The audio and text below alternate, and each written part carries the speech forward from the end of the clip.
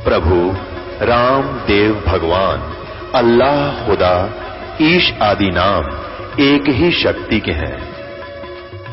वो कैसा है, कहां है, कैसे मिलता है, किसने देखा है?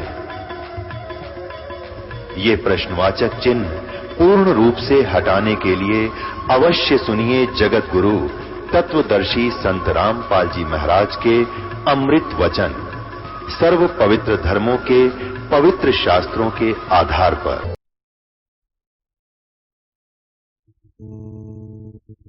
हम अपने पिता, अपने पूर्ण परमात्मा सत्य पुरुष को, पूर्ण ब्रह्म को, उसकी तरफ से हम उल्टे हट गए और उस जो तपस्या कर रहा था उसमें हमारी आस्था बन गई, इंटरनल कनेक्शन हो गया उनसे, अंदर से कसक बन गई, अपने मालिक न भूल गए।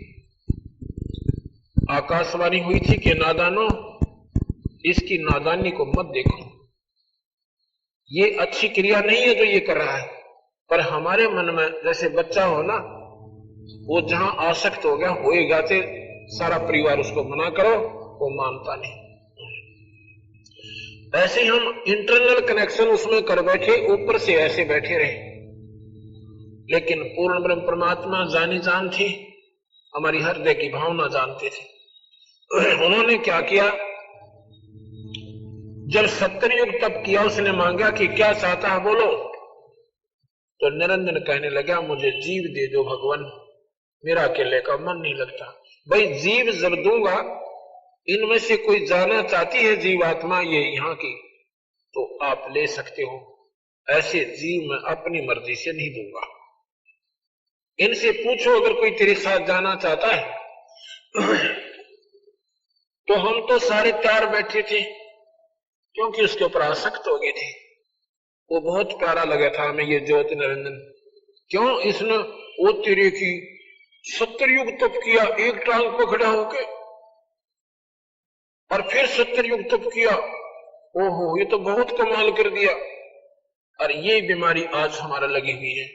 हम किसी साधु को अगर तपस्या करते हुए देख लें और कहते हैं ये महात्मा 12 वर्ष से खड़ा है, बैठता को नहीं है, तो उसका प्रतिफल क्या होगा, उसका रिजल्ट क्या होगा, इसका हमने नहीं बेरा। पर हम लोग जरूर जानते हैं भाई है बहुत मुश्किल काम है जो ये कर रहा है, और कुछ ना कुछ इसको बहुत अच्छी प्राप्ति होगी। नहीं, तप से राज राज मदमानम, जन्म तीसरे शुक्र सवानम। तप का प्रतिफल क्या होगा, इस जन्म में जो तपस्या कर रहे हैं, अगले जन्म में छोटे मोटे पद पोस्ट गवर्नमेंट में हिस्सा हो जाएगा। कोई डिप्टी कमिश्नर बन जाएगा, कोई डिस्ट्रिक्ट मजिस्ट्रेट लग जाएगा, कोई 5 साल एमएलए या एमपी रह जाएगा, कोई मंत्री के पद न पाकर राजी हो जाएगा, और तीसरे जन्म में कुत्ते की जूनी में जाएंगे, गधे बनेंगे जो राम नाम को नहीं जपते। तप से कोई प्राप्ति अच्छी नहीं होती। तप से राज और राज मदमानम, जब राजा बन जाता है ये प्राणी, इसमें बहुत अभिमान हो जाता है। अभिमान वश इतने अनरस कर बैठता है कि फिर अगले जन्म में पशु दुनिया में चला जाता है, गधा और कुत्ता बन जाता है। ये मुक्ति का मार्ग तप नहीं है। लेकिन हमारे लिए तो एक महान काम नजर आया था कि वो तेरे की देखो तो ये कितने दिनों से खड़ा है। तो जी हम अपने मालिक न भूल गए, उस पूर्ण ब्रह्म परमात्मा जो सुखदाता है, जो दयालु भगवान है। हम इस ज्योत निरंजन की इस ड्रामेबाजी पर आसक्त हो गए।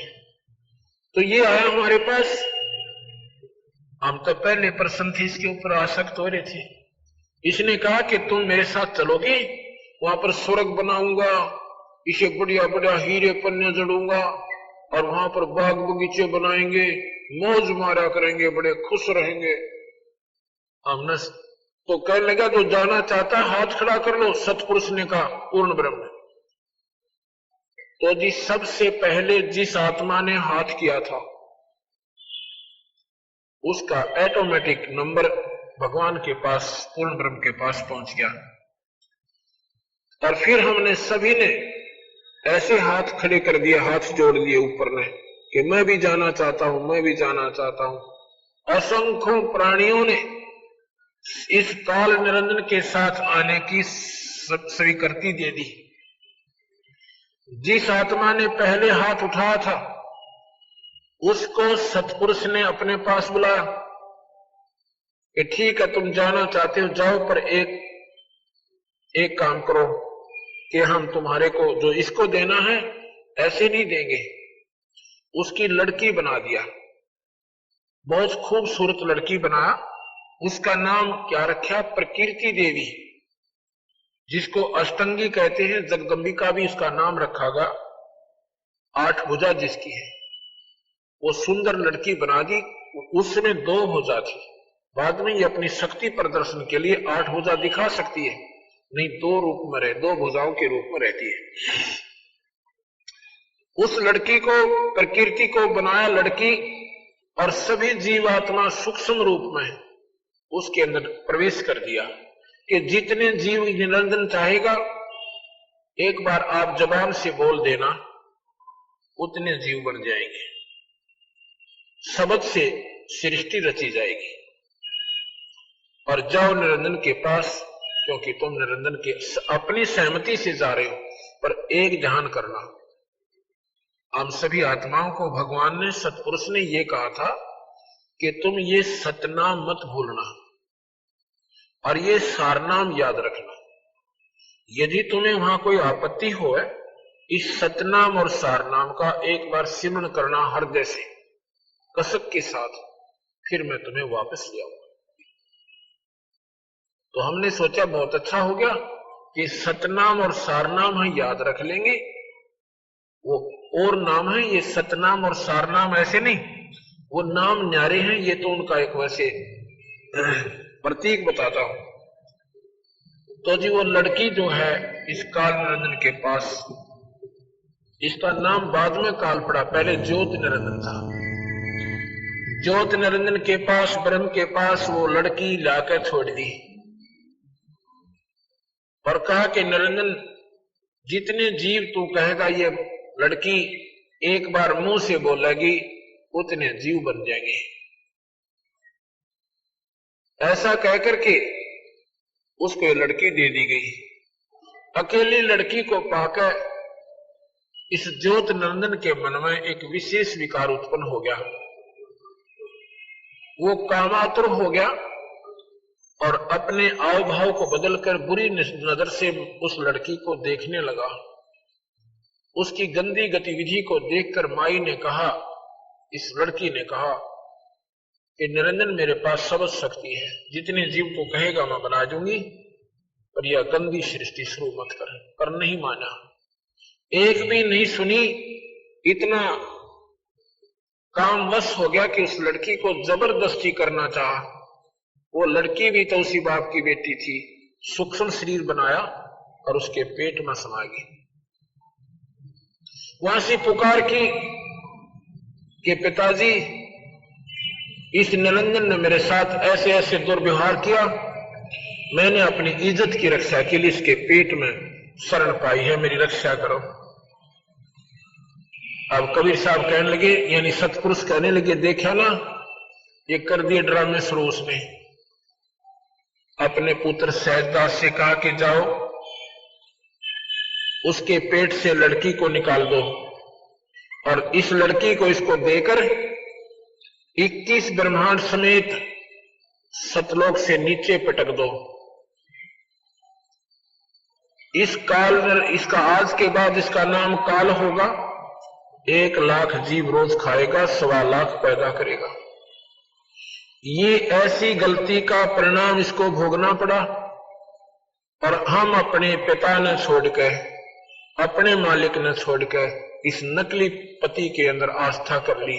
अपने पति को भूल के, उस सतपुरुष पूर्ण ब्रह्म को भूलकर हम इस नकली पति में आसक्त हो गए और इस नकली पति ने फिर हमारे गिला के बनाई। 21 ब्रह्मांड समेत वहां से निकाल दिया और श्राप लग गया 1 लाख जीव रोज खाने का और 1.25 लाख उत्पन्न करने का। आज से तेरा नाम काल होगा।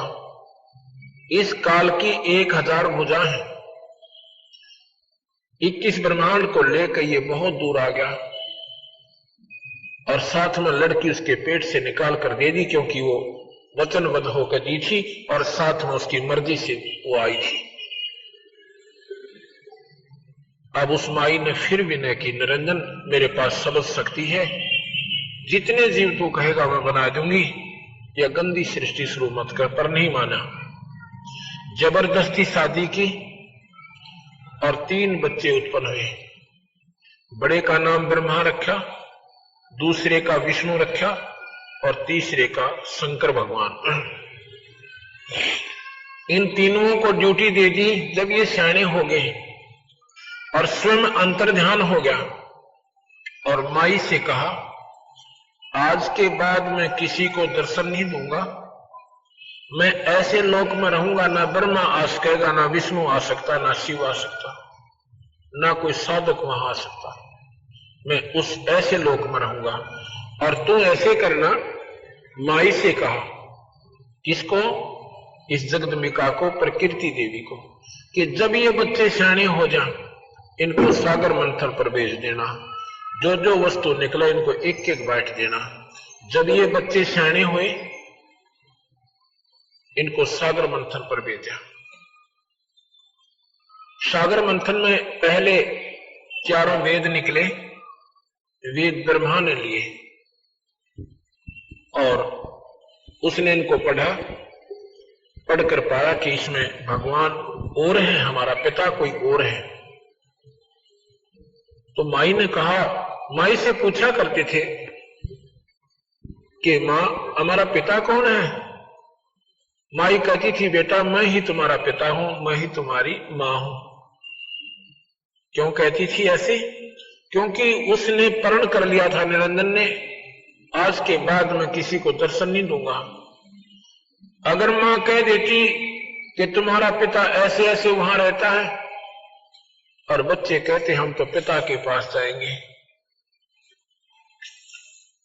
और बच्चे जिद ला लेते, तो मां कहां ले जाती? ना वहां माई जा सकती, ना ब्रह्मा विष्णु महेश जा सकते। इसलिए मां ने झूठ बोल दिया कि बेटा तुम्हारा कोई पिता कोई नहीं, तुम्हारा पिता नहीं है, मैं तुम्हारी मां हूं, मैं तुम्हारा पिता हूं। जब वेद पढ़े ब्रह्मा ने, उसमें पाया कि सृष्टि का एक और मालिक है, 21 ब्रह्मांड का कोई और मालिक है जिसका नाम ब्रह्म है। उसकी साधना पाने की क्या है कि योग समाधि है, ध्यान लगाएंगे और पिता के दर्शन कर लेंगे। तो ब्रह्मा बोला, मां आप झूठ बोलती हो। कैसे मां? बेटा कि वेदों में लिखा है कि हमारा मालिक हमारा पिता और है, और उसका ज्योत में शरीर है, यानी प्रकाश में परमात्मा है। मैं उसको ढूंढूंगा, वेदों में विधि लिख रखी है, समाधि लगाऊंगा। माई कहने लगी, बेटा समाधि लिख रखी है पर पावक होना। शेरा वाली कहती है ब्रह्मा के पुत्र ये तुझे मिलेगा नहीं। अगर नहीं मां तो तू फिर झूठ बोलती है। ब्रह्मा ने 4 युग तक समाधि लगाई और निरंजन के दर्शन नहीं हुए, ब्रह्म के दर्शन नहीं हुए। आखिर में आकाशवाणी हुई निरंजन की कि सृष्टि क्यों नहीं रची जा रही। माई ने कहा कि तेरा जेठा बेटा वो तेरी खोज में गया हुआ है, मेरी नहीं मानता है, उसको कह दो कि मैं दर्शन नहीं दूंगा, वापस आ जाए। माई ने एक लड़की बनाई समझ शक्ति से, उसका नाम गायत्री रखा कि जा बेटी गायत्री अपने भाई को जगा ला। उसने जाकर ब्रह्मा को जगाया कि ब्रह्मा आप वापस चलो, और मां बुला रही है और उसके जो है तेरे बिना सृष्टि रची नहीं जा रही है। ब्रह्मा कहता, गायत्री मैं चल तो पड़ूं पर मां के आगे झूठा हो जाऊंगा। मैंने कहा था या तो दर्शन करके आऊंगा, नहीं तो नहीं आऊंगा। तो भाई फिर एक काम करे, तो मेरी झूठी गवाही दे देना। गायत्री से ये ब्रह्मा कहता है कि मेरी झूठी गवाही दे देना कि मैंने पिता के दर्शन हुए, तो मैं चलूं, नहीं तो मैंने शर्म आवे, मां के सामने नहीं जाऊंगा। गायत्री बोली, एक काम करते हैं, मैं एक लड़की और तैयार कर देती हूं समझ शक्ति से, उसने अपनी सर्वशक्ति से एक लड़की और तैयार की और कहा कि अब हम दोनों आपकी गवाह बन जाएंगे, अब चलो। यहां पर ऐसी प्रक्रिया लिखी है कि हम यहां बता भी नहीं सकते आपको, ऐसा उनका जो व्यवहार वहां पर था। तो क्या होता है, तीनों अपना सलाह मशवरा करके आ जाते हैं। माता पूछती है कि बेटा धर्मा अखामा, पिता के दर्शन हुए? अकोगे माता जी? भाई कोई प्रमाण बताओ कि ये दोनों गवाह हैं, इनसे पूछो। उनसे पूछा, क्यों भाई तुम्हें इसने दर्शन हुए पिता की? कहा जी हमारे सामने दर्शन देकर गए वो तो। अब माई ने सोचा बड़ी भाई कमाल की बात होगी, मुझे तो कहता मैं किसी को दर्शन नहीं दूंगा, पृथ्वी इधर से उधर हो सकती है, और इधर से इनको दर्शन दे दिए। तो वो माई अक्षुब्ध होकर निरंजन से नाराज होकर अपने पति थे और एक तरफ बैठ जाती है, कहती संभाल तेरे डमडमे ने, मुझे कहता है दर्शन नहीं दूंगा, इनको तूने दर्शन दे दिए। आकाशवाणी आती है उस निरंजन की ब्रह्म की कि ये तीनों झूठ बोल रहे हैं, मैंने कोई दर्शन नहीं दिए इनता ही। आकाशवाणी जब हुई तो माई आई करड़ी हो गए और गुस्से में आकर कहती कि नादानो तुम झूठ बोलता है ब्रह्मा, मेरे को आकाशवाणी हुई तुम्हारे पिता की कि मैंने दर्शन नहीं दिए, ये झूठ बोलते।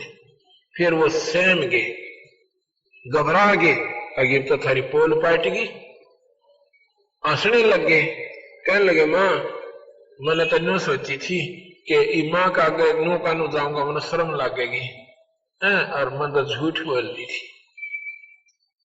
तीनों ने हमने मिलकर झूठ बोल दी थी। तो ब्रह्मा को श्राप दे दिया माता ने, इस शेरा वाली ने, प्रकृति देवी ने, कि तेरी जग में पूजा नहीं होगी और तेरे जो विद्वान होंगे ना, तेरे अनुयायी जो ज्ञानी पुरुष बन जाएंगे, वो तेरे जैसे ढोंगी और पाखंडी होंगे, दुनिया ने ठगा करेंगे, झूठ नहीं बोला करेंगे, सच्चाई नहीं बताया करेंगे और गुमराह कर देंगे सभी को। ब्रह्मा बेहोश हो जाता है ये बात सुनकर। गायत्री को श्राप दे दिया कि तू गौ बनेगी, और उसको उपवती थी दूसरी लड़की, उसको श्राप दे दिया कि तू गंदी जड़ी बूटी होगी, गंदगी में रहा करेगी, तूने झूठ बोला, ऐसे ऐसे गलत काम भी किए। जब ये तीनों को श्राप दे चुकी तो आकाशवाणी हुई उस काल निरंजन की कि प्रकृति तेने श्राप नहीं देना चाहिए था, अब मैं तुझे श्राप देता हूं कि तू पार्वती तो द्रौपदी बनेगी द्वापर युग में और तेरे 5 पति होंगे। अब माई कहती है कि निरंजन कितने नाच नचाले तेरे वश होगी, अपनी गलती से मर गई मैं तेरे ऊपर और फंस गई तेरे चुकर नाच नचाले। ठीक है, एक तरफ तो कहता है कि सृष्टि चलाओ, इन बच्चों को डराऊं धमकाऊं नहीं तो यहां कैसे सृष्टि चलेगी, ऊपर से मेरे को श्राप दे रहा है। ठीक है मैं तेरे वश हूं, कुछ भी कर ले। तो वही ये शेरा वाली पार्वती बनकर आई थी ना, पार्वती के क्षमा करना, ये द्रौपदी का उसी का अवतार थी।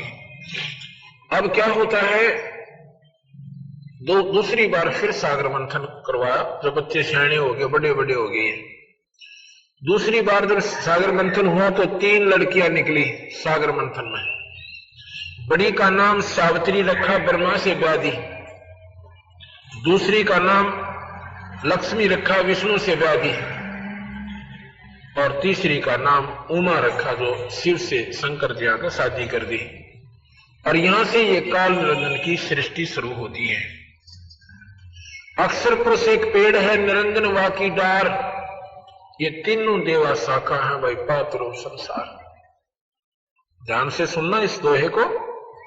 अक्षर पुरुष है पर ब्रह्म और निरंजन है ब्रह्म, और तीनों देवा फिर शाखा है, ये पात्रो। अक्षर पुरुष एक पेड़ है, यानी पर ब्रह्म एक पेड़ है और ब्रह्म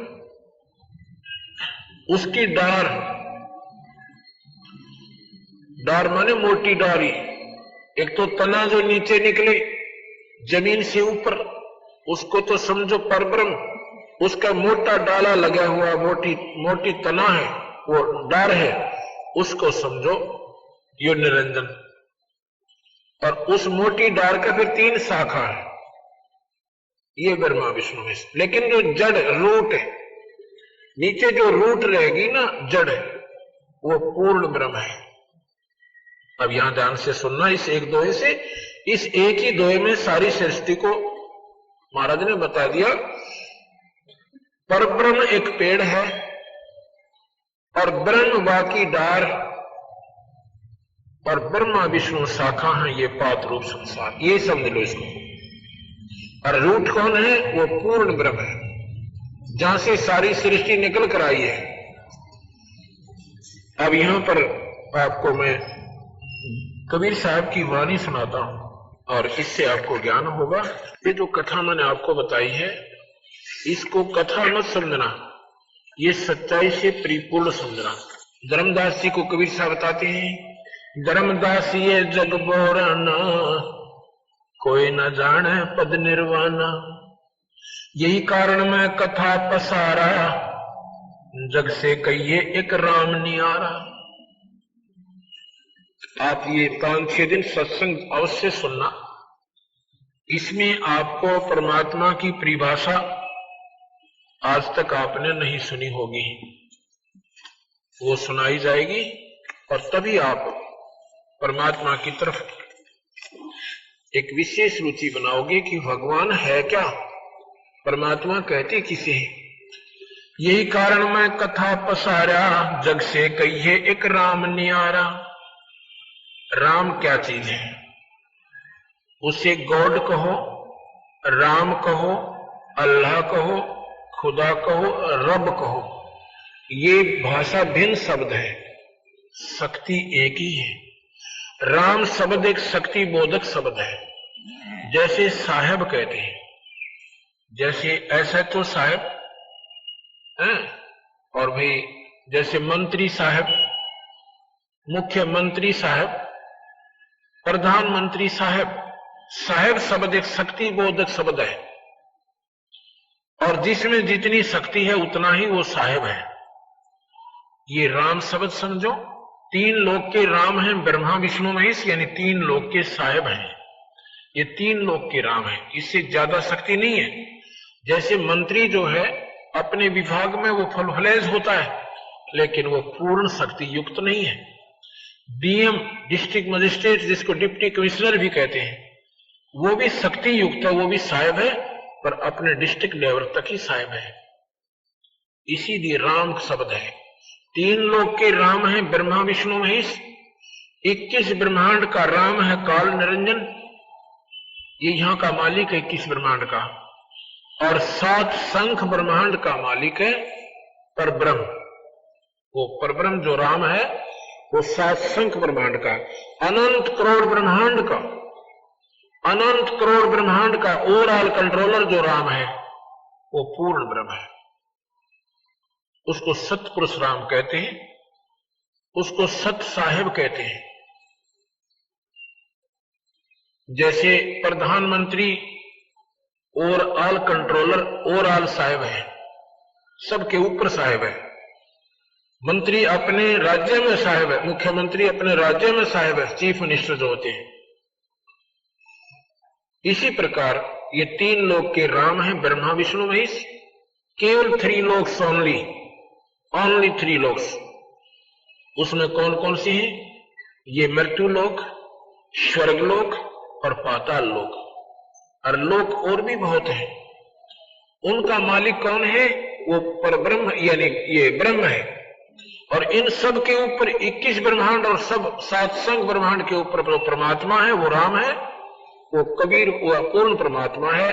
और उस पूर्ण परमात्मा के अवतार कबीर भगवान आए हैं। जैसे विष्णु जी के अवतार राम और कृष्ण आए हैं, ऐसे ही पूर्ण परमात्मा सतपुरुष के अवतार कबीर साहब और गरीबदास जी आए हैं।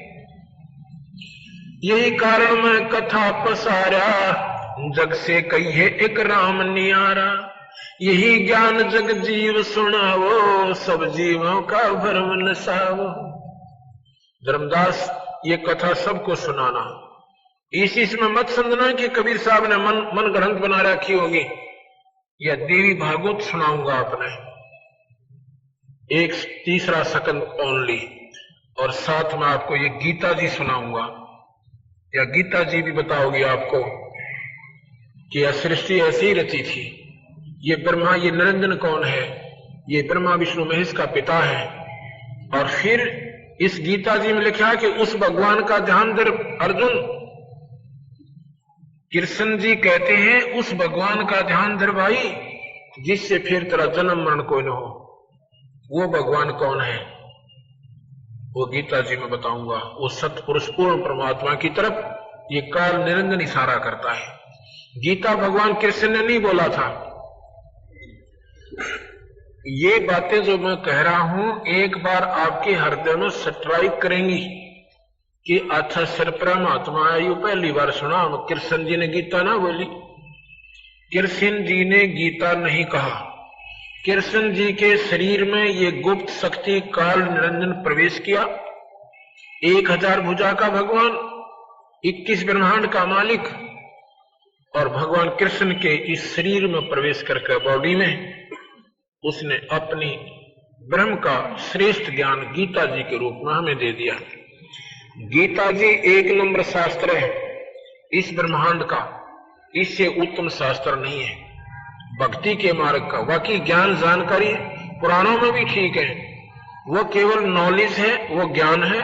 इसमें वो ज्ञान है जो भक्ति की तरफ प्रेरणा करता है। किस भक्ति की? ब्रह्म तक की। इसमें ओम मंत्र है, ओम मंत्र ब्रह्म की उपासना है। हमने परब्रह्म भी छोड़ना है और वापस पूर्ण ब्रह्म के पास जाना जहां पहले रहती थी। ब्रह्म की साधना से आपको स्वर्ग नरक 84 लाख दुनिया, स्वर्ग नरक 84 लाख दुनिया, ये आपकी नहीं मिट सकती। लेकिन पूर्ण ब्रह्म की साधना से आपका जन्म मरण नहीं होगा। इस स्वर्ग से भी उत्तम स्थान आपको मिलेगा। यही कारण, यही ज्ञान जग जीव सुनावो, सब जीवों का भरम नसावो। यही बातें, ये कथा सबको बताना और सबका भ्रम मिटाना। अब मैं तुमसे कहूं चिताई, तेरे देवन की उत्पत्ति वाई। अब मैं धर्मदास तुझे बताता हूं, ध्यान से सुनना। क्या? इन तीनों देवताओं की उत्पत्ति कैसे ये पैदा हुई। कुछ संक्षेप कहूं गौराई, सब संशय तुमरे मिट जाई। भरम गए जग वेद पुराना, आज राम का मर्म न जाना। ये भोली भाली आत्मा वेदों और पुराणों में उलझ गई। उस आदि राम का, उस परमात्मा का किसी ने भेद नहीं जाना। सतपुरुष का भेद किसी ने बेरा नहीं पाटा, ज्ञान नहीं हुआ।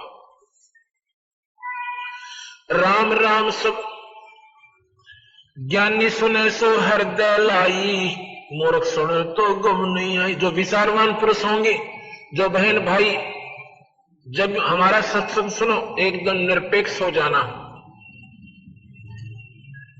इष्टवादी मत बनना।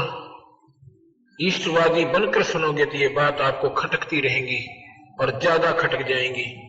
आप एकदम बिल्कुल साफ कोरे कागज बन जाना थोड़ी देर के लिए, और फिर ये ध्यान से सुनो। क्या कहते हैं? ज्ञानी सुने तो हृदय लगाई, मूर्ख सुने तो गम नहीं पाई। जो विचारवान बहन भाई होंगे इनको पुनर्विचार करेंगे और गहराई से सोचेंगे। ये शास्त्र हमारे पास रखे, इनको फिर पढ़ोगे। ये शास्त्र किसी जाति मजहब के नहीं है, नहीं, ये उस समय लिखे गए थे जब कोई जाति थी। ये मजहब नहीं थे, जातियां वर्णाधार पर थी, कर्म आधार पर थी। अब तो हमने परंपरा बना दी। जो चाम का काम नहीं करते उनको भी चमार कह रहे हैं। अब चरमकार कौन होते हैं? जो चाम का काम करे, वो किसी जाति के भी। तो उस जब ये लिखे गए थे ना कोई हिंदू था, ना मुसलमान था, और ना ही कोई सिख या ईसाई था। ये मानव मात्र के यानी बहुत पुरातन शास्त्र हैं आत्म कल्याण के लिए। जब हम इन शास्त्रों को देखते कहते थे हिंदुओं के हैं, हिंदू भी ना थे उस समय। महाभारत में आपने सुना हिंदू कहीं? महाभारत में हिंदू नाम भी नहीं था, ना मुसलमान था, ना कोई और था। उस समय के ये शास्त्र लिखे हुए, ये निरपेक्ष शास्त्र है, ये बिल्कुल सही शास्त्र है। इनका लेखक एक है, वेद व्यास जी। चारों वेद और गीता जी, 18 पुराण, ये सभी, और सुख सागर, महाभारत, इन सब का राइटर एक है। कोई ने सोचा दूसरे राइटर ने गलत लिख दी होगी, इनका राइटर भी एक ही है जिसने पुनर्स्थापित की। गीता जी को भी उसने, वेद व्यास ने लिखा है। तो अब ये सोचना पड़ेगा आपने दोबारा। ज्ञानी सुने सो हृदय लगाई, मूर्ख सुने सो गम नहीं पाई। जो नादान आत्मा होंगी उठकर चली जाएंगी, ऐसा महात्मा है। कहता है कृष्ण जियों से भी ऊपर कोई शक्ति है? कृष्ण जी तो बहुत निम्न सत्र के भगवान है, सबसे छोटी इकाई के ईश्वर है। आप ध्यान से सुनना, और गीता जी आपको प्रमाण देगी इस बात का। मां अष्टंगी पिता निरंजन, ये जम दारुण बंसन अंजन। पहले कीन निरंजन राई, पीछे से माया उपजाई। उस पूर्ण परमात्मा ने पहले निरंजन की उत्पत्ति की, ब्रह्म की, और पश्चित या माया बनाई, यानी शेरा वाली ये प्रकृति बनाई। माया रूप देख अति शोभा, देव निरंजन तन मन लोभा। इस माई का सुंदर रूप देख के इस काल निरंजन के मन में नीचता आ गई, इसका तन मन उसकी तरफ आकर्षित हो गया। मां अष्टंगी पिता निरंजन, ये जम दारुण वंशन अंजन। पहले कीन निरंजन राई, पीछे से माया उपजाई। माया रूप देख अति शोभा, देव निरंजन तन मन लोभा। कामदेव धर्मराय सताए, देवी को तुरंत धर खाए। पेट से देवी करे पुकारी, हे साहेब मुझे ले वो उभारी। धर्मराय की ने भोग बिलासा, माया को रही तब आशा। 3 पुत्र अष्टंगी जाए, ब्रह्मा विष्णु शिव नाम धराए। 3 पुत्र अष्टंगी, अष्टांगी ये शेरा वाली ने पैदा किए। 3 पुत्र अष्टंगी जाए मंत्र से है, वो किलियम जाप है। पार्वती को भगवान शिव ने यही नाम दिए थे, जो 5 नाम मैं अभी आपको बताता हूं, और इनसे नाम से मुक्ति होगी। बाकी अन्य भगवान गणेश की मूर्ति बनाकर कितनी पूजा कर लो, वो कभी प्रसन्न नहीं होगा। भगवान गणेश जी की जो कमल है, वो कमल में वो खजाना गड़ा हुआ है, और ये किलियम उसकी चाबी है। वो किलियम, इस चाबी से वो चैनल ऑन हो जाएगा, और फिर भगवान गणेश के लोक में रिद्धि और सिद्धियों के भंडार भरे हुए हैं। फिर वो सुरती उनको देखेगी, वो चार्ज हो जाएगी आत्मा, और फिर भगवान गणेश के गुण उसमें आ जाएंगे, वो अपना लाभ उठाया करेगी। भगवान गणेश उन पर प्रसन्न होंगे, तब उनके काम सुनेंगे। या भगवान गणेश की कितनी बढ़िया मूर्ति बना लो और कितनी उसकी पूजा कर लो, परमात्मा वो गणेश खुश नहीं होंगे, वो प्रसन्न होंगे जब उनसे आपका संपर्क हो जाएगा, आप उस खजाने की चाबी मिल जाएगी, तब आपको लाभ होगा। क्योंकि कोई भी भगवान है, किसी भी इष्ट की आप साधना करते हो नाम से होगी, अन्य साधनाओं से भगवान प्रसन्न नहीं होते। नहीं तो नाम दान की कोई भी महिमा नहीं होती, ना कोई जानता कि नाम भी कोई दान होता है। तो उसमें पार्वती को कहते हैं कि देखो, अब जैसे प्रणाम किया, दोनों श्वास चल पड़े, आत्मा अंदर पहुंची, सुषुम्ना के माध्यम से एक नाड़ी जाती है, वो पहले मूल कमल में खुली जाके। अब कहते हैं देखो यहां पर इसमें गौरी आदि गणेश मनावो, किलियम किलियम जान लगावो। प्रथम मूल कमल को जानो, चतुर पंखड़ी लाल बखानो। 4 तो पंखड़ी है, लाल रंग है, और गणेश जी वहां पर देव रूप में विद्यमान है। आप देखो उसमें, जब भगवान गणेश के ओरिजिनल दर्शन करो, मूर्ति के दर्शन में कुछ नहीं होना। आगे बताते हैं, इसके बाद पार्वती को कह रहे हैं कि दिखा तूने, यहां पर भगवान गणेश दिखाई दे रहे हैं। अखां जी, क्योंकि वो मंत्र जो किलियम जाप दिया, उसने उसको उस चैनल को ऑन कर दिया, और पार्वती कह रही हां जी। अंदर जा रही है अपने शरीर में और कह रही है हाँ जी। आगे कहते हैं दूजे स्वाद चक्र कौन देखो श्वेतवर रंग शरत विवेको। उसके 2 उंगल ऊपर एक स्वाद चक्र है, उसकी 6 पंखड़ियां हैं, कमल के फूल जैसी उसकी आकृति है। उसमें कौन है? सावित्री और ब्रह्मा का वास है। उसका ओम मंत्र है। दूजे स्वाद चक्र कौन देखो श्वेतवर्ण रंग शरत विवेको। उसका सफेद रंग है। 6 पंखड़ी पीत परेवा जहां बसत कम द्रप देवा। तावा हरा हर धुन होई तावा नाम सुमरियो सोई। अब तुम सुनो अब तुम सुनो स्वाद चक्र स्वर तालम जाम ओम मंत्र कमालम। उस स्वाद चक्र का ओम मंत्र है और इस ओम मंत्र से वह स्वाद चक्र खुल जाता है। भगवान पार्वती और ना भगवान ब्रह्मा और सावित्री के आपको दर्शन होंगे और उस स्थान को आप देख करके फिर आगे चलिए जहां पर ब्रह्मा और सावित्री बैठे हैं। जावा 6 पंखड़ी राजे ब्रह्मा सावित्री जहां साजे। ऊपर मनसा कमल मुरारी जावा विष्णु नाथ त्रिपुरारी।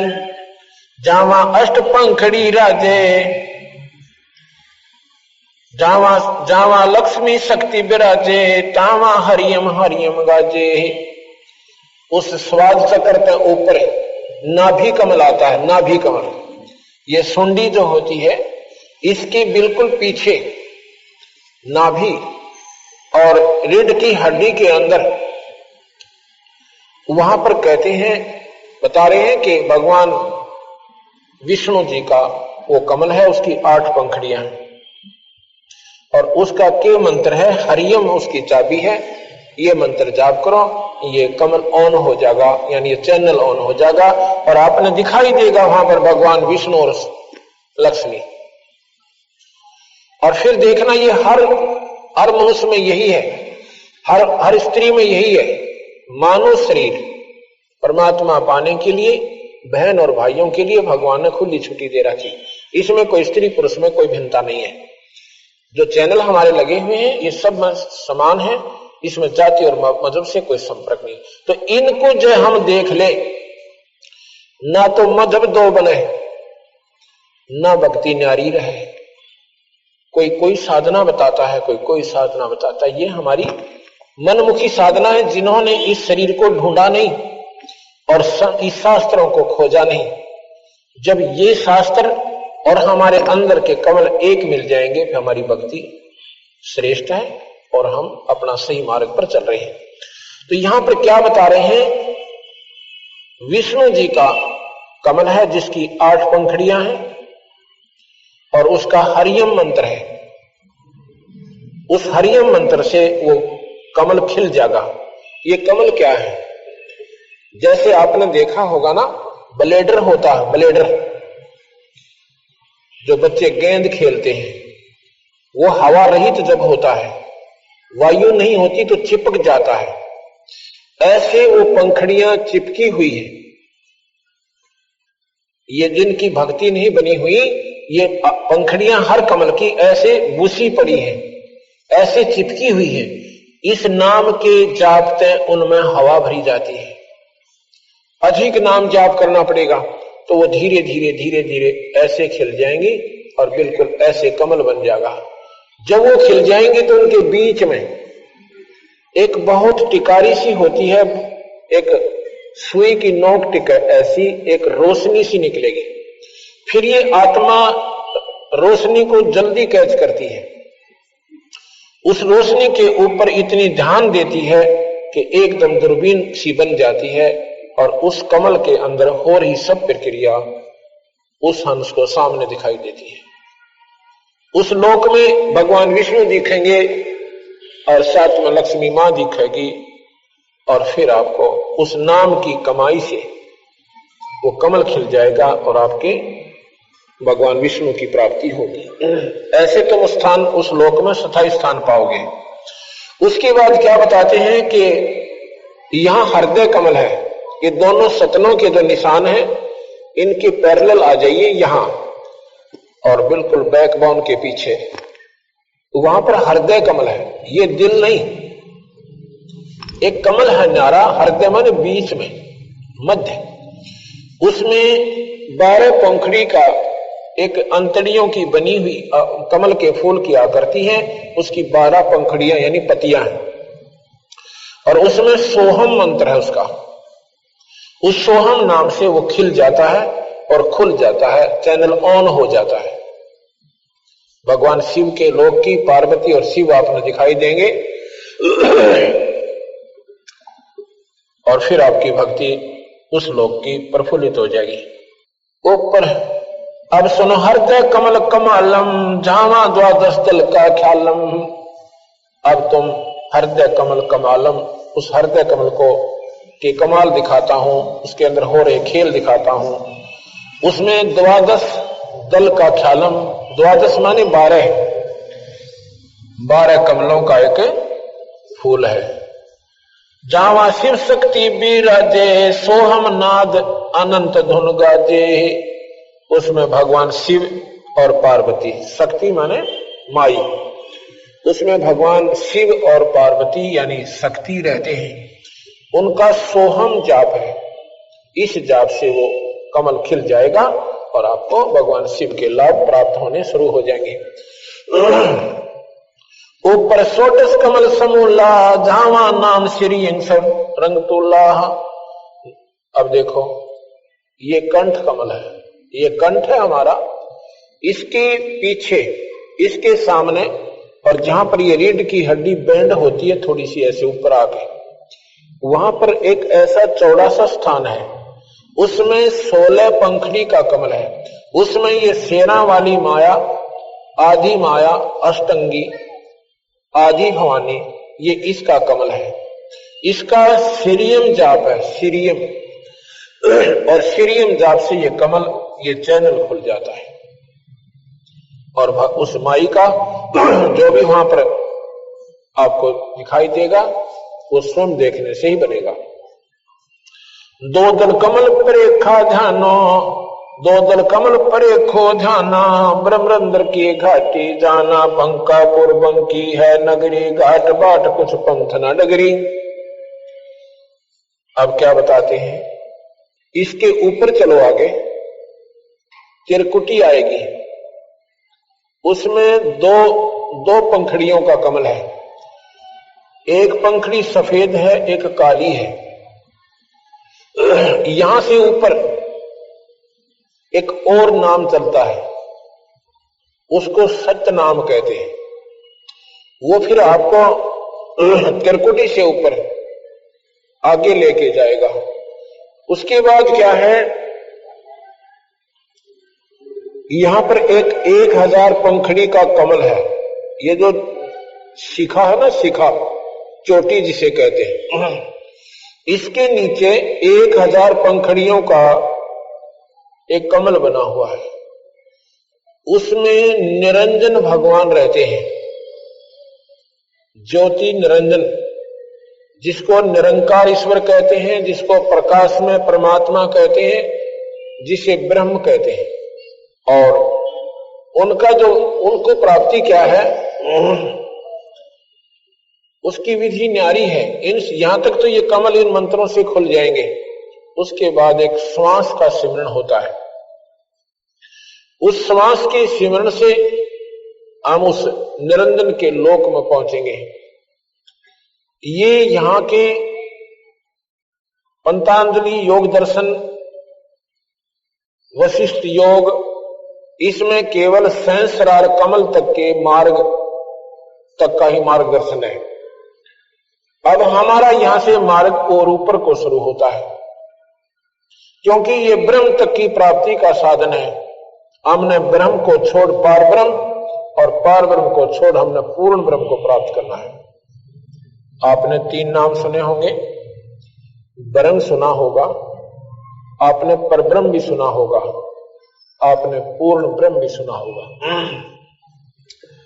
अब यहां से हमारा जो कबीर भगवान का, कबीर साहब का जो मत है, अब यहां से आगे शुरू होता है।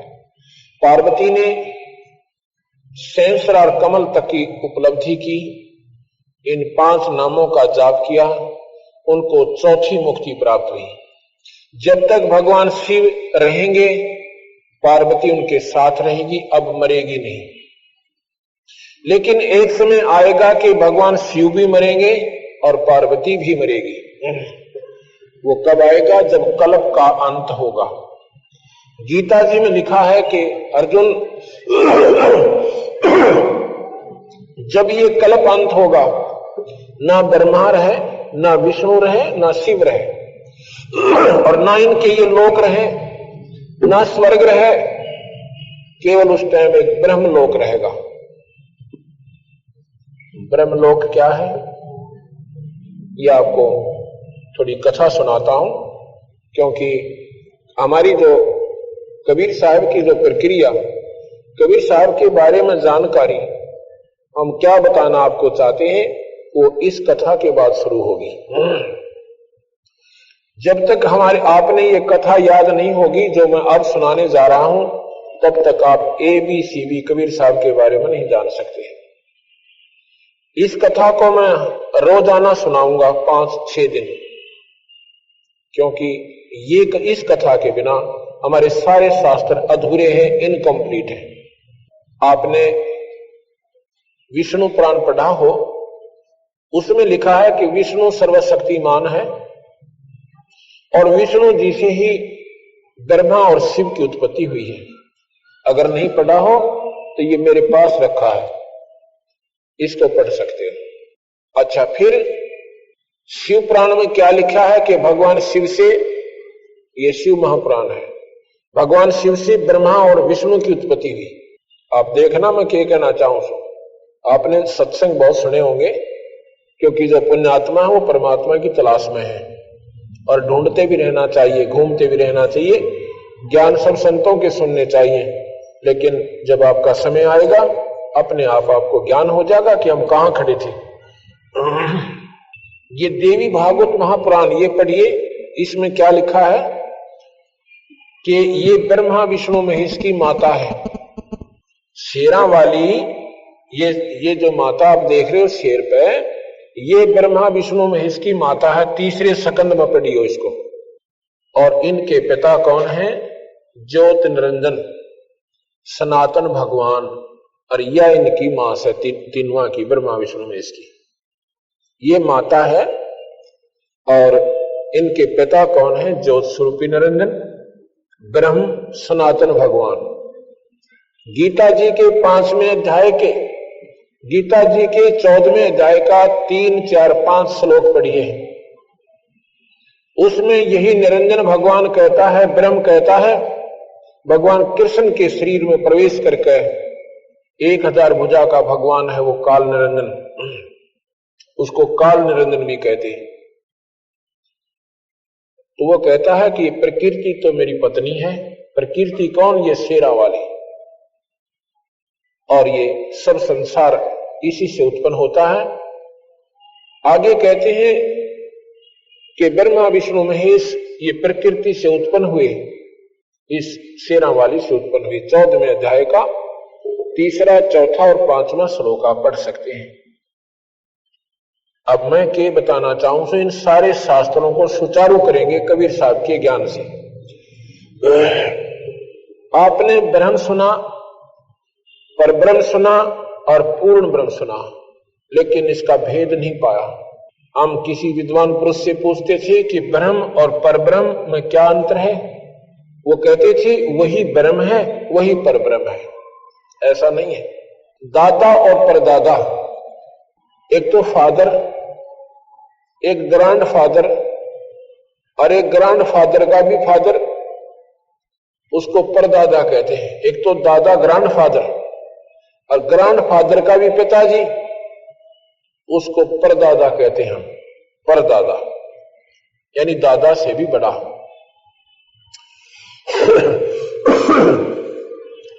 ब्रह्म और परब्रह्म और पूर्ण ब्रह्म, ये 3 परमात्मा है, ये 3 भगवान है। ब्रह्म 21 ब्रह्मांड में इसकी प्रभुता है। इस ब्रह्म के 3 बेटे हैं, ब्रह्मा विष्णु महेश। इन तीनों को 3 लोक का राज्य दे रखा है। 3 लोक के अंदर इनकी प्रभुता है। ब्रह्मा शरीर बनाता है, विष्णु पालता है और शिव जी संहार कर देता है। ये काहे को, ऐसा क्यों करते हैं ये नहीं मालूम, हम बताएंगे। एक समय की बात है, एक धर्मदास नाम के सेठ थे। वो भी जैसे हम अपनी साधनाओं पर आरूढ़ हैं, वो भी ऐसे आरूढ़ थे। राम और कृष्ण के तगड़े उपासक थे, उपवास रखते थे, एकादशी का व्रत रखते थे, तीर्थों पर घूम कर अपनी मुक्ति चाहते थे।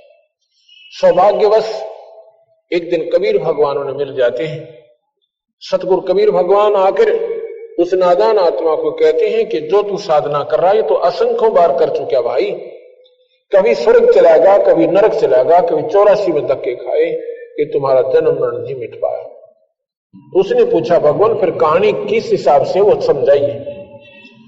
कबीर साहब बताते हैं कि हम सभी आत्मा पहले सतलोक रहते थे।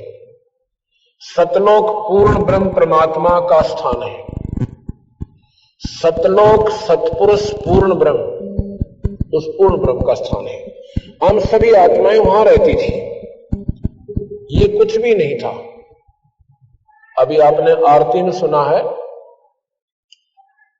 कि अदली आरती अदल पठाऊं, युगन युगन काले खा लाऊं। भगवान कबीर साहब गरीबदास जी से कबीर साहब से पूछा कि भगवान फिर हमें पूर्ण विवरण दीजिए। तो उसमें क्या बताते हैं कि अदली आरती अदल पठाऊं और युगन युगन काले खा लाऊं। जा दिन ना थे पिंड नहीं प्राणा, नहीं पानी पौन जमी असमाना। कच्छ मछ कूरम ना काया और चंद सूरज ने दीप बनाया। शेष महेश गणेश ना ब्रह्मा, नारद सारद नाम विश्वकर्मा। सिद्ध 84 ना 3300, 9 अवतार नहीं 2400। ये 5 तत्व ना ही गुण तीना, नाद बिंद ना ही घट सीना। चित्रगुप्त ना कर्तरम बाजी, धर्म राय ना पंडित काजी। जब कुछ भी नहीं था यहां पर, ना ये ब्रह्मा था, ना विष्णु था, ना शिव था, ना ही ये लोक थे, ना ये 5 तत्व से जिससे सारी सृष्टि बनाई गई। तो उस समय क्या था, जा दिन दो कार अनंत युग बीते, धो कार अनंत युग बीते। अनंत युग दो कार में चले गए। जा दिन कागज कहो किन चीते। तो भगवान से पूछा कबीर साहब से, तो आप कहां थे उस समय? जा दिन थे हम तगत खवासा, जब यहां पर कुछ भी नहीं था और धुंधुकार था, अंधेरा था। तो आप कहां थे? जा दिन थे हम तगत खवासा, तन के पाजी सेवक दासा। संख युगन पर लो परवाना, हम सतपुरुष के संग रहाना। दास गरीब कबीर का चेहरा और सतलोक मारा अमरापुर डेरा। हम सतलोक में रहते थे। हम सभी आत्मा जितनी भी यहां पर 21 ब्रह्मांड में कष्ट पा रही हैं, कोई गधा बना हुआ है, कोई कुत्ते और कुतिया बनी हुई है, कोई गंदी नाली के कीड़े बने हुए हैं, यहां मनुष्य शरीर में आए हुए हैं। ये उन्हीं 84 लाख जोनियों के प्राणियों में से हम बाहर आए हैं और हमें एक शुभ अवसर मिला है कि हम अपना उस आत्म कल्याण कर सकते हैं। जब हम वहां थे सतलोक में थे ये सभी के सभी। यहां पर ये लोक नहीं था और ना ही ये अन्य कंस्ट्रक्शन थी। ये चांद और सितारे भी नहीं थे, ये ग्रह भी नहीं थे। तो यहां कैसे आगे हम? ये बात सुनने की है, ध्यान से सुनना। प्रथम बार जो प्राणी सुनेगा उसको महसूस होगा कि ये बनावटी सी बात से है, ये तो बात जस्ती को नहीं। और अगर आप ध्यान से सुनोगे, ये लगातार सुनते रहना हमारे सत्संग को, अंत में आप ये कहोगे ये 100 की 100 सत्य है, क्योंकि इन शास्त्रों से भी आपको मिलाकर देंगे। हमने एक पुस्तक छापी बनाई है। पहले हमने छापी थी यथार्थ भक्ति संदेश प्रथम भाग, अब छापा है यथार्थ भक्ति संदेश दूसरा भाग। अब दूसरे भाग को भी आप पढ़कर देखिएगा। हम पहले सभी सतलोक में रहते थे, वहां पर अपना जन्म मरण नहीं था। अब देखो यहां पर हम चाहे कितने दुखी हो जाएं और कितना हमें कष्ट आ जाए, हम फिर भी मृत्यु नहीं चाहते। कोई नहीं चाहता मरना, हाथ कट जावे और टांग भी साथ कट जावे, अंधा भी हो जावे, फिर भी जीवन की आकांक्षा बनी रहती है। ऐसा क्यों है? और ये ज्ञान होते हुए कि हम रहेंगे नहीं यहां पर, सभी ने जाना है, उसके अलावा उसके उपरांत भी हम मरना नहीं चाह रहे। ये क्या कारण है? इसका कारण है कि हम सतलोक से आए थे। सतलोक में हम मरते नहीं थे, वहां पर मृत्यु नहीं है प्राणी की। यहां पर मृत्यु निश्चित है, इसलिए इसको मृत मंडल कहते हैं, इसको मृत्यु लोक कहते हैं, इस पृथ्वी लोक को। अब मुझे हमें वो बातें याद से कि हम मरते नहीं थे, अब मर क्यों रहे हैं, हमें ये अनहोनी सी लगती है। इसलिए हम मरना नहीं चाहते और अपनी अंतिम सांस तक चाहे पैसे से और चाहे जदाद बेचकर अपने प्राणों की रक्षा करना चाहते हैं, अगर हो जाता है। ऐसा क्यों करते हैं कि हम वो हमारे कसक बकाया है कि हम मरते नहीं थे और कहां मर रहे, कहां फंस गए, अब मर क्यों रहे।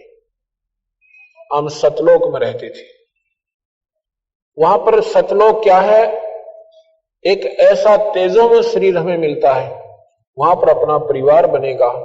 हम परिवार में रहते थे वहां पर, यहां पर भी परिवार बन गया। पहले हम अकेले थे, फिर शादी हुई, 2 बन गए, फिर बच्चे हुए, हम अनेक हो गए। अब इन बच्चों में और पोते और पोतियों में, देवते देवतियों में हमारा कितना प्यार और कितना उनमें लगाव बन गया। और ना मेरा 1 मिनट के बाद यहाँ के बिजली पड़ जाए। आपने सुना होगा इसमें गुजरात के अंदर हम विचार नहीं करते हैं, हम इतनी गहराई तक जा नहीं पाते जितना हमने जाना चाहिए था। अब जाओगे जब ये कथा सुन लोगे, 1 सेकंड पहले वो भाई बहन अपने की तरह अपने बच्चों में आनंद मंगल से रहते थे, आनंद मंगल से रह रही थी, ना जाने कहां कहां की उम्मीदें लगा रखी थी, और एक पल के बाद ना वो कोठी रही, ना वो कार रही, ना वो बच्चे रहे, ना वो बहन भाई रहे, और ना ये शरीर रहा। ये क्या सिस्टम है? ये क्या कहानी है? इसको क्यों नहीं कभी हमने सोचा? क्योंकि हमने ज्ञान नहीं था। हमने ये सोच लिया कि प्रकृति के नियम है, कभी तूफान में मर गए, कभी समुद्री तूफान साइक्लोन आ गया उसमें मर गए, ये तो मरना जीना बना हुआ। क्यों बना हुआ है ये ऐसा? ये क्या काहे का जीवन हमारा, जब 1 सेकंड का भरोसा नहीं हमारे साथ क्या बन जाए और क्या कहानी में बीत जाए। इसके लिए कबीर भगवान का ज्ञान हमें सुनना पड़ेगा। क्या होता है कि हम पहले सभी सतलोक रहते थे, सभी जीवात्मा सतलोक में रहती थी, आनंद से रहते थे, हमारे बच्चे थे। या तो टेम्परेरी परिवार से हमारा, ये नकली परिवार है, हम सदा इसमें नहीं रह सकते। वहां हमारा स्थायी परिवार है। जैसे यहां संस्कारवश परिवार बन गया, ऐसे संस्कारवश अपना सतलोक में परिवार बन जाएगा। जो कबीर साहब की भक्ति हम जो मंत्र देते हैं उसके आधार पर करते हुए वहां पहुंच जाओगे अपने आप ऑटोमेटिक, और वहां जाकर आपका फिर मरण कभी नहीं होगा। और वहां पर तेज पुंज के सब भोजन होते हैं, अमृत आहार है वहां पे। जैसे यहां पर 5 तत्व से फल बने, इसे आम भी 5 तत्व से बने और केले भी 5 तत्व से बने। इनका न्यारी न्यारी वैरायटी बन गई, स्वाद न्यारे न्यारे बन गए। ऐसे ही वहां पर तेज पुंज के बहुत सुंदर आहार है। वहां जो आनंद है, यहां तो पासंग भी कोई ना, यहां तो कुछ भी नहीं है। तो यहां कैसे आए? सतलोक में सतपुरुष परमात्मा है, उसे पूर्ण ब्रह्म कहते हैं। सतपुरुष ने सतलोक की सृष्टि बनाई, वहां की न्यारे न्यारे लोक और द्वीप बना दिए। वहां पर बहुत सुंदर न्यारे न्यारे द्वीप बने। ये नकल है सारी, 21 ब्रह्मांड जो है सतलोक में बनी हुई वस्तुओं की नकल है, पर ये 5 तत्वों से बनाई गई। एक तो सोने से बने और एक बने मिट्टी से। इतना अंतर समझ लीजिए, ये 5 तत्व मिट्टी है और सतलोक सोना है। सभी हम सतलोक में रहते थे, वहां पर इस पार ब्रह्म को, पार अचिंत नाम के एक पुत्र को, जो सतपुरुष का पुत्र है, उसको कहा गया कि आप यहां के ये कंस्ट्रक्शन करो सतलोक की। उस अचिंत ने अपनी शब्द शक्ति से इस पार ब्रह्म की उत्पत्ति की, जिसे अक्षर पुरुष कहते हैं। उसने अपना सहयोगी बना दिया कि अब तू इसकी कंस्ट्रक्शन कर, यहां की सतलोक की। पार ब्रह्म जो है वहां पर अमृत सरोवर है। अमृत सरोवर में जाकर और आनंद से लेट जाता है, निंद्रा आ जाती है। और काफी वर्षों तक सृष्टि, वहां लोक नहीं रचे जा रहे हैं सतलोक के।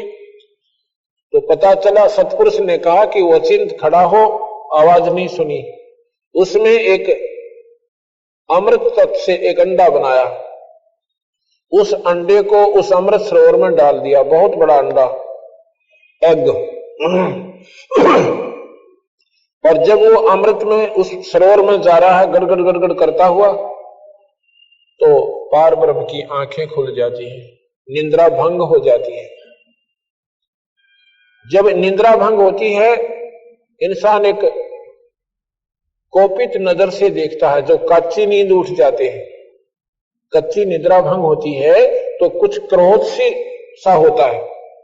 उस कोप से उसने दृष्टि से देखा, किसने? पार ब्रह्म ने। तो उस अंडे को देखा तो वो फूट जाता है, अंडा 2 भाग हो जाता है। उसमें से इस ब्रह्म की उत्पत्ति हुई। अब ध्यान से सुनना, उस अंडे से इस निरंजन की उत्पत्ति हुई, ज्योति निरंजन की। ज्योति निरंजन कहो, इसे ब्रह्म कहो। तो जब ये अंडा फट गया, उसमें वो निकला, आकाशवाणी हुई सतपुरुष की। उन्होंने कहा कि तुम दोनों बाहर आओ। परब्रह्म से कहा कि तेरी ड्यूटी लगाई थी कि तूने यहां सृष्टि रचनी थी, यहां की कंस्ट्रक्शन करनी थी, और तू निंद्रा में था, इसलिए हमने तेरे को जगाने के लिए ये अंडा छोड़ा था। अब तेरी दृष्टि से ये फूट जाने से इसमें से ज्योति निरंजन निकला। अब उन तीनों को, अचिंत, पारब्रह्म और ब्रह्म, ब्रह्म कहो, ज्योति निरंजन कहो, इसे काल भगवान कहो, और परब्रह्म, ये तीनों एक लोक में रहने लगे। कुछ दिनों के बाद इस ज्योति निरंजन के मन में आता है कि ये स्थान हमारे लिए बहुत कम है। बाकी 16 भाई हैं, वो तो न्यारे न्यारे रह रहे हैं, और हम एक लोक में रह रहे हैं। तो इसके मन में के खरपतवार हो गया कि मैं अपना न्यारा राज रचूं, और राज पाने के लिए तप करना होता है। 70 युग तक इस काल भगवान ने, ज्योति निरंजन ने, इस ब्रह्म ने 70 युग तक उस पूर्ण ब्रह्म परमात्मा का आसरा तकिया और तप किया।